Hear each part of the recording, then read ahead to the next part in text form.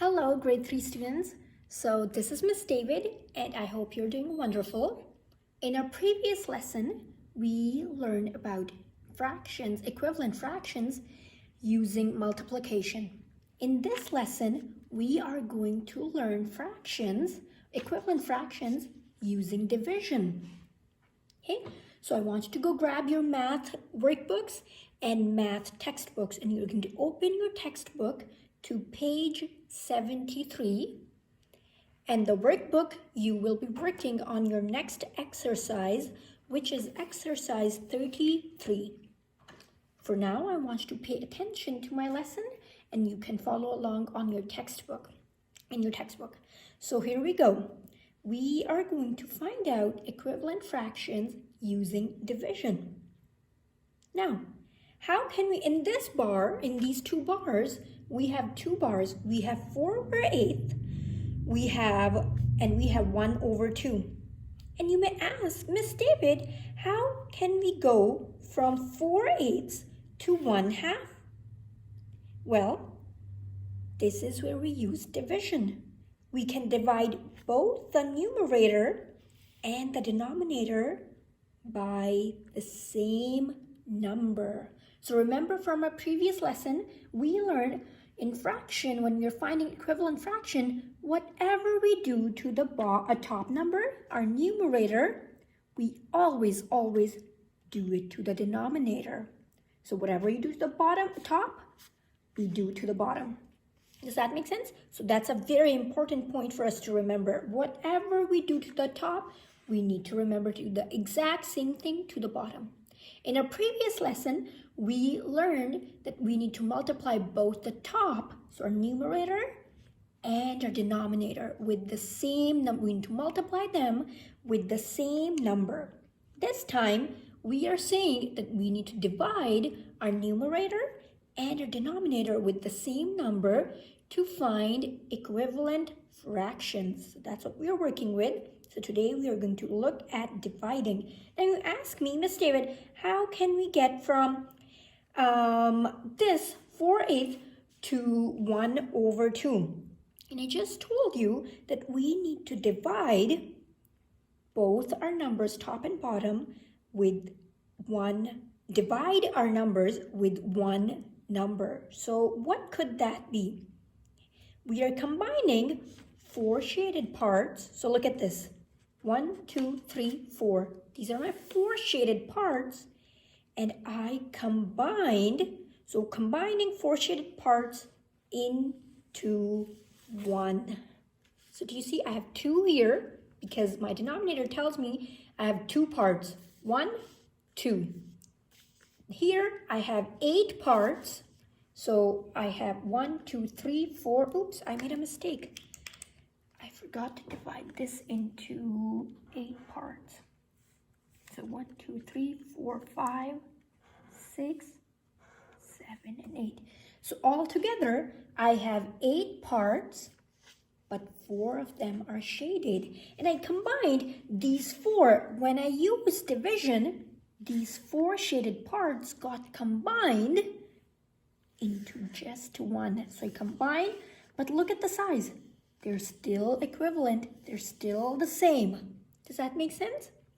So what number did I use? What number can I use to divide my 4 and my 8?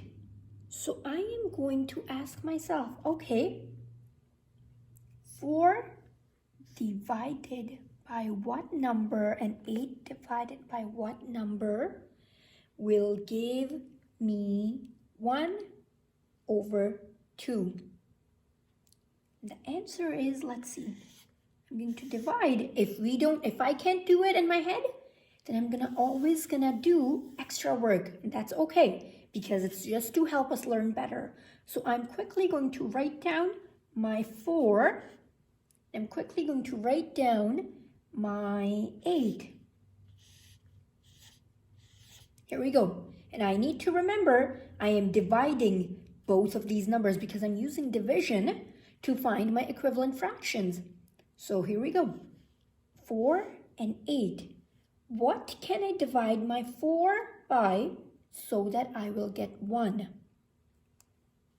Well, 4 divided by 4 would give me 1, because 4 times 1 gives me 4. What's my quotient? 1. So here we go. I got this.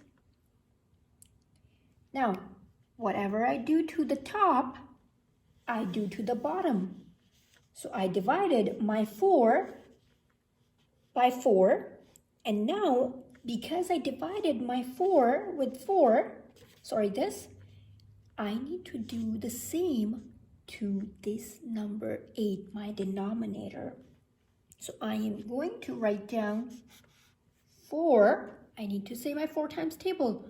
4 times 1 gives me 4. 4 times 2 gives me 8. That is how I got my 1/2. Look, I divided my numerator, so 4 was my numerator, and 8 was my denominator, right? So 4 and 8. And we were asking, Miss David, how did we get from 4/8 to 1/2? Using division. Well, I remembered that this is how we divide, and then I asked myself, what can I divide my 4 and my 8 with? And they have to be the same number. So I realized for me to get 1/2, I would have to divide my 4 to 4. And because whatever I do to the top, I need to do to the bottom. So I divided my 8 to my 4 again. So that's how I got 1/2. So if you see, the size of each part is now 4 times larger. So the amount of shaded parts, they stay the same. Okay? So even though I have more parts shaded here and less parts shaded here, I have only 1 part shaded here, and I have 4 parts shaded here, that doesn't mean that they're not equal. If you look carefully, look at this. Both of these are taking same amount of space, right? Therefore, they're equal. If I had given you this 4/8 and 1/2, and I'd asked you, are they equal? Maybe we would have said, no, I don't think so. But now that we actually draw it out, we see, oh, they are equal. Okay, so they're equivalent fractions. Now let's look at page 73 in your textbook. Page 73. So grade 3, I'm looking at page 73 right here. I'm going to open and I'm going to look at my top task. It's 4. So I'm looking at this picture. Okay, so everybody follow along. If you're watching me, please follow along. I'm looking at this picture. Now, in 4, guess what they've done? They've combined, so two parts are combined into 1 part each time. So look, they have 1, 2, 3, 4, 5, 6, 7, 8 shaded parts. However, here they have only 4 shaded parts. So what they've done is they've taken 2 parts and they've made it into 1 part. So if you look carefully, basically what they've done is, I even made this these lines for you. So they took these 2 parts, 1 and 2, and they put 1 and 2 right here. Okay, then we have 3 and 4. So this is 3 and 4. Then we have 1, 2, 3, 4, 5 and 6. So this is 5 and 6. Then we have 7 and 8. So this is 7 and 8 combined. Now do you see it? So basically they took each part and they combined it into just 1. So they took 2 parts, put into 1. Does that make sense? So when they combine into 1 part each time, so there are half as many shaded parts. So there are only half as many shaded parts. Here we have 8, and here we have 1, 2, 3, 4.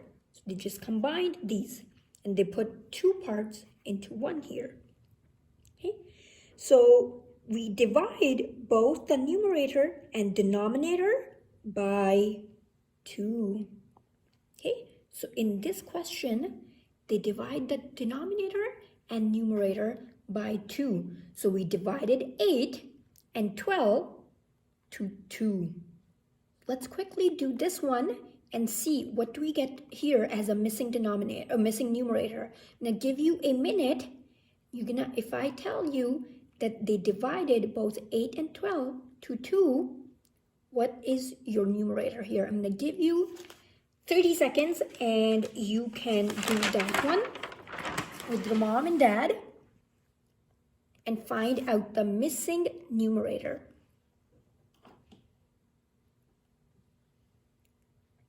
So when we divide 8 and 12 to 2, because whatever we do to the bottom, we do to the top. So let's quickly do it.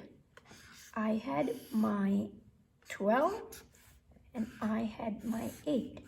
And I said, because they combined it into 2 parts into 1, I'm going to divide it into 2. So I'm going to divide my denominator and my numerator to 2. 2 times what gives me 6.